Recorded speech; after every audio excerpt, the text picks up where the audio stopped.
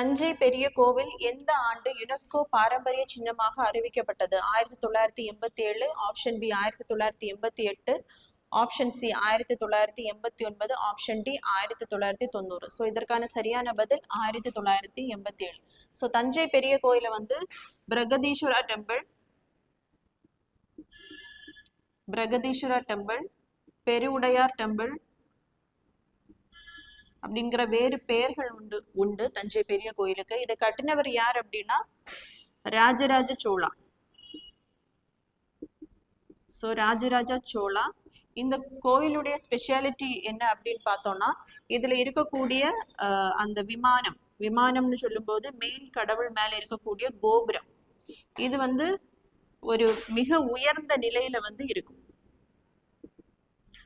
சோழர் காலத்துல பாத்தீங்கன்னா இந்த விமானம் கட்டுறதுக்கு வந்து அதிக அளவுல வந்து முக்கியத்துவம் கொடுத்திருப்பாங்க.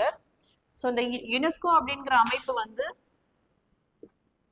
1945 வந்து தொடங்கப்பட்டிருக்கும். ஸோ இது எதற்காக அப்படின்னா, உலக நாடுகள்ல இருக்கக்கூடிய அந்த எஜுகேஷன் ரிலேட்டடா, சயின்டிபிக் ரிலேட்டடா, கல்ச்சர் ரிலேட்டடா இருக்கக்கூடிய அந்த பாரம்பரிய சின்னங்களை அடையாளம் கண்டு உலக மக்களிடையே ஒரு ஒற்றுமை ஏற்படுத்துறதுக்காக தான் இந்த யுனெஸ்கோ அமைப்பானது அமைக்கப்பட்டிருக்கு.